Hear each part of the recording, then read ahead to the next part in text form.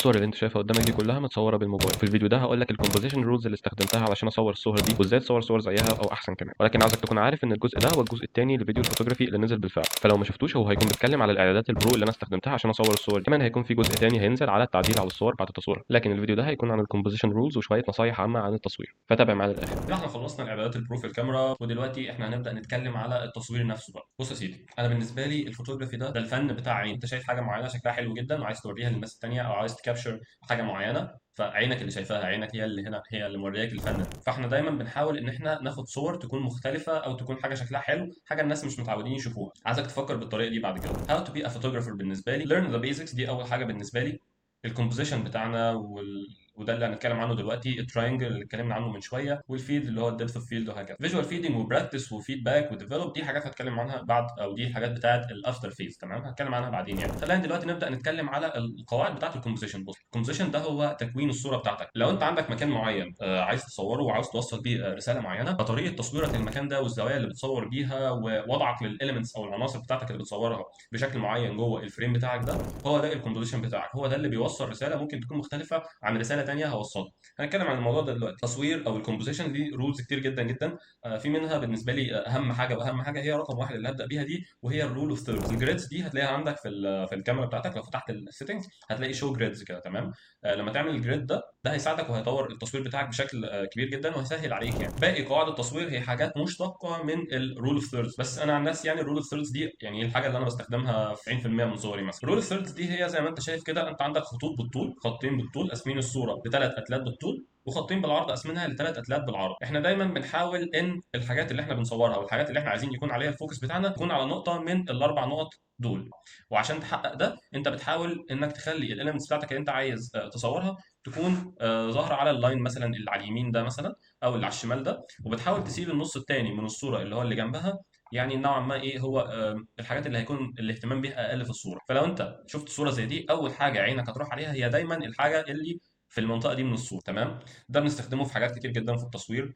تاني حاجه تظبيط السماء والارض، يعني على حسب اهتمامك بالصوره يعني. ولكن زي ما انت شايف في الصوره دي مثلا، فاحنا مخليين الارض هي اللي في الثيرد اللي تحت، والثيردز التانيين او التو ثيردز التانيين هم ايه، هم السماء. بالتالي اهتمامنا هنا وعينينا هتقع اكتر على السماء، على الشجر، اكتر من مثلا النهر اللي معدي في الجنب ده.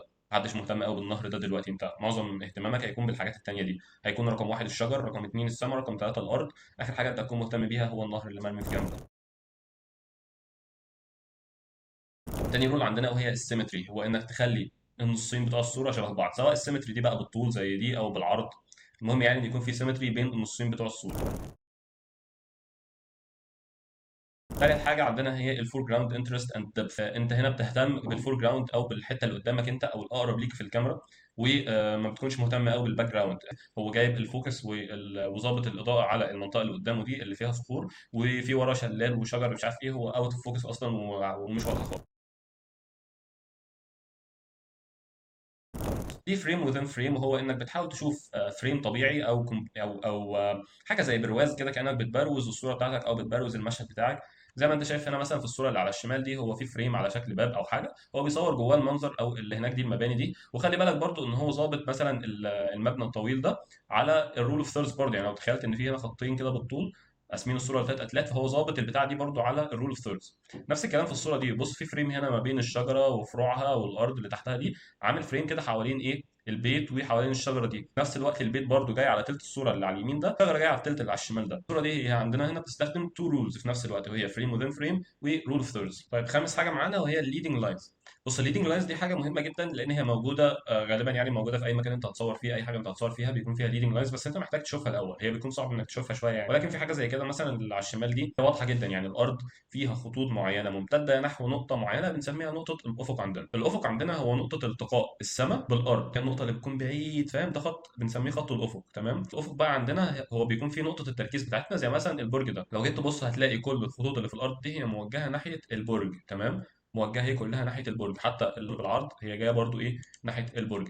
كمان خطوط المباني اللي فوق دي لو بصيت كده، بص معايا مع الماوس كده، هتلاقيها ايه، برضو موجهه ناحيه البرج. فهو هنا البرج هنا هو كل الحاجات، الصوره كلها او كل الحاجات اللي في المنظر كلها هي موجهه ناحيه البرج. ده بنسميه نقطه الافق بتاعنا.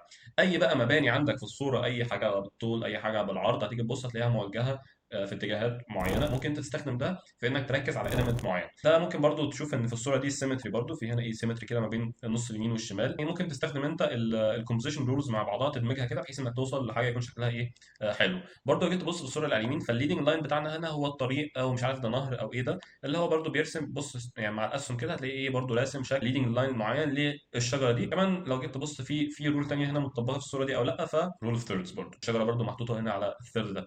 كمان في حاجه، وهي ان الجزء اللي على الشمال في الصوره ده فاضي، فهو بيجبرك انك تبص على الحاجه اللي هي اللي على اليمين هنا. باترنز وتكستشرز، ودي حاجه هتلاقيها موجوده في اي حته، يعني اللي هتلاقي الارض مثلا فيها باترن معين او كده، فدي حاجه بيكون شكلها حلو يعني، ممكن نستخدمها. كمان الصوره اللي على اليمين فهي فيها فريم وذين فريم. نكمل، فهتلاقي في حاجه اسمها فيل ذا فريم، وهي انك بتجيب الاليمنت بتاعك وبتملى بيه الفريم بتاعك كله. ودي بتكون حلوه قوي في صور البورتريه. هتلاقي في صور بورتريه مثلا للناس بتصور اشخاص او كده، فبيجيب فتحه عدسه واسعه. لو فاكر اتكلمنا على الابريتشر، فبيجيب فتحه عدسه واسعه او ابريتشر يكون الرقم بتاعه صغير، وبيصور الحاجه من قريب وبيملى بيها الفريم كله. تاني حاجه وهي الليف نيجاتيف سبيس، انت ممكن تخلي الاليمنت بتاعك هو الحاجه الوحيده اللي في الصوره، زي الصوره اللي على الشمال دي، هو الاليمنت هو الحاجه الوحيده اللي في الصوره. على اليمين فاحنا مستخدمين ليدنج لاين ناحيه الشجره، مستخدمين الكومبوزيشن رول اوف ثيرد، مستخدمين ليف نيجاتيف سبيس في ان النص اللي على الشمال ده كله مفيش فيه حاجه خالص. غصب عنك عينك اول حاجه تروح عليها في الصوره هي الشجره دي. يوز بلاك اند وايت، بص صوره زي دي برضه مستخدم فيها كل انواع الكومبوزيشن الممكنه، ولكن لما بتخليها بلاك اند وايت كده بتضيف ليها نوع تاني من العمق. اي نعم البلاك اند وايت اللي انا عامله هنا ده هو مش احسن حاجه يعني، ولكن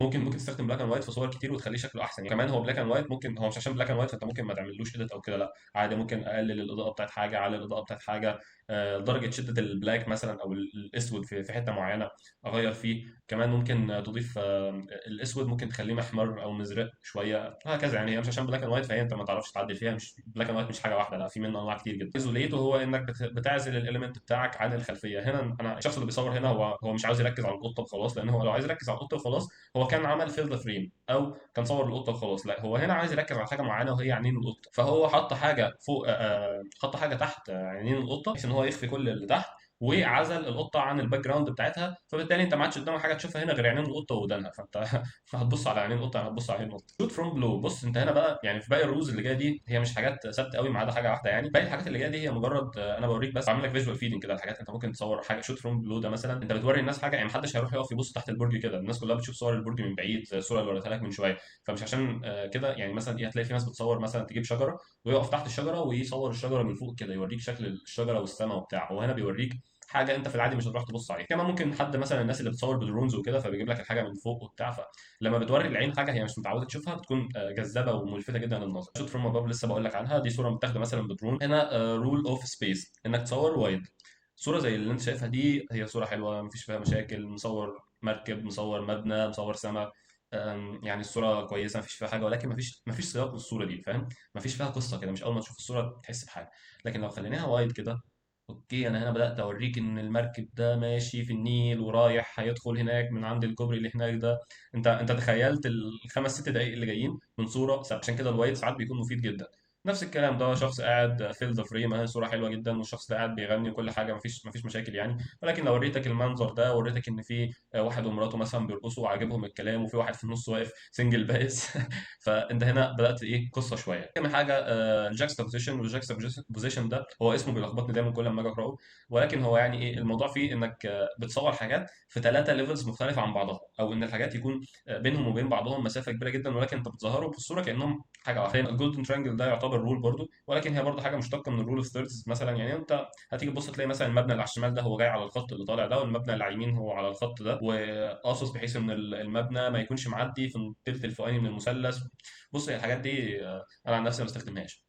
الجولدن ريشيو دي حاجه الفوتوغرافرز المحترفين بيستخدموها، وهي برضو مشتقه من الرول اوف ثيردز برضو زي ما انت شايف كده، ومشتقه برضو من الجولدن ترانجل اللي اتكلمنا عنه من شويه. وهي الشكل الاحمر او اللولب الاحمر اللي انت شايفه طبعا مقلوب او معدول مش فارقه يعني، ولكن لما بيستخدموه بيعطي صور شكلها حلو جدا. زي ما انت شايف مثلا الصوره اللي على الشمال دي، فالشخص والست دول اللي قاعدين تحت، او دول اتنين ست، المهم يعني ان هم جايين هنا عند المنطقه بتاعه التركيز بتاعتك، هتكون النقطه دي كده بالظبط. تمام، دي اول حاجه عينك بتروح عليها في الصوره.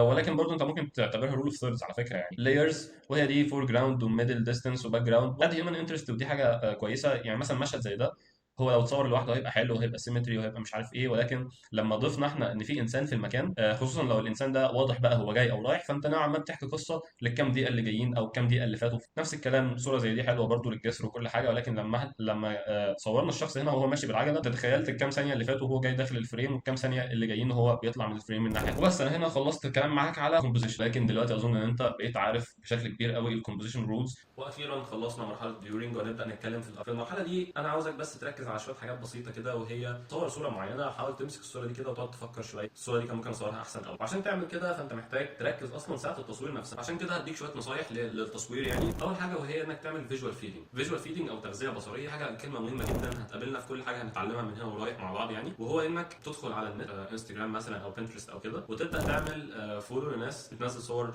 شبه الحاجه اللي انت عايز تصورها. وليكن مثلا انت شخص مهتم بتصوير المناظر الطبيعيه او ما نسميه لاندسكيب فوتوغرافي، فادخل اعمل فولو للناس بتعمل اللاندسكيب فوتوغرافي وبينزلوا. حاول تتعلم منهم بيصوروا صورهم ازاي، بيعملوا اديت ازاي، بيقفوا فين، بيمسكوا الكاميرا على انهي ارتفاع، الرولز اللي بيستخدموها في التصوير، مش عارف ايه الحاجات دي حاجات بتفرق جدا. تمام، انت هنا بتبني جوه دماغك زي صوره معينه او كام صوره كده جوه دماغك، يعني بتعرف دماغك هيصور ازاي. فاهم قصدي؟ لما تيجي تنزل تصور بقى تبدا دماغك تبص دي شبه الصوره الفلانيه اللي شفتها، المنظر ده شبه المنظر الصوره الفلانيه، فهو كان واقف كده وعمل الكاميرا كده وبتاع، فتبدا تعمل زيها. تاني حاجه وهي انت هتبدا هنا ترسم لدماغك الايديت اللي انا عاوز اعمله هيكون عامل ازاي. هل انا عاوز اعمل ايديت بلاك اند وايت؟ هل انا بصور منظر مثلا في حاجات خضراء كتير فعاوز ان انا اظهر الحاجات الخضراء دي، اركز عليها، اخلي اللون الاخضر ده اخضر غامق قوي بتاع. المود اللي انا عايزه من الصوره دي ايه؟ هل في غيوم مثلا فانا عايز الصوره دي تبان ان في غيوم كتير وبتاع، فبالتالي هبدا اركز على السما شويه. ولا انا عاوز اركز على نهر مثلا. التغذيه البصريه مفيده جدا ومهمه جدا جدا ليك علشان تتطور. تاني حاجه وهي جهز المعدات بتاعتك.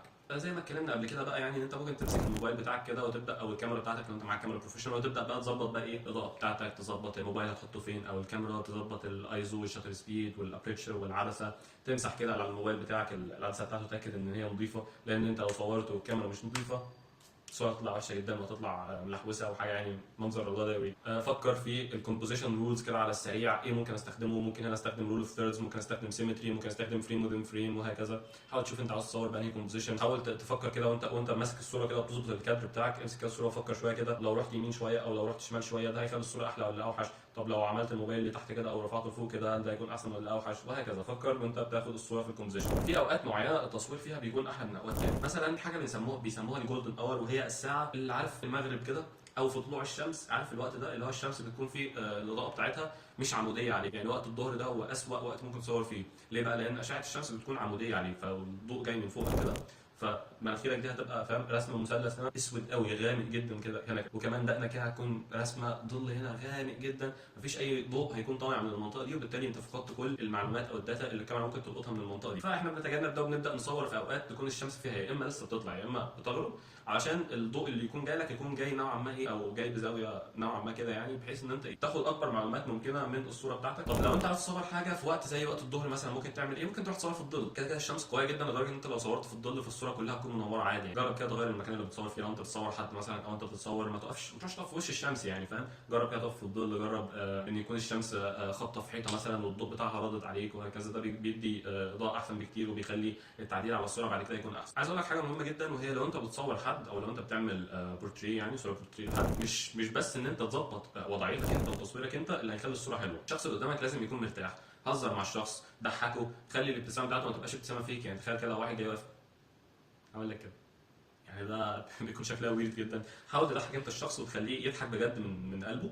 قول له اي حاجه تضحكه، هتلاقي ان شكله في الصوره طالع احلى بكتير، لان ساعتها هو مش بيضحك ببقه بس، هو بيضحك ببقه وبعينيه وبقلبه وبوشه كله، فاهم؟ فبيبقى شكله واقعي اكتر ويبقى شكله احسن بكتير. انت هنا فعلا بتكابشر لحظه هو بيضحك فيها بجد، بتعينها وبتخزن ميموري معينه هو بيضحك بجد هنا، غير ان هو بيتصنع. خد كذا صوره، خد كذا صوره واختار احسن صوره منهم. لما تيجي تصور حد او تيجي تصور منظر طبيعي صوره كتير، يعني ما هو مش صوره واحده ودي اللي هتظبط ودي اللي هتبقى تمام. انا لحد دلوقتي لما باجي اصور حاجه بصورها مثلا في رينج من 5 ل 10 صور بجد، يعني من 5 ل 10 صور بصور الحاجه، بشوف ايه احلى صوره في الصور دي اللي عجباني اكتر.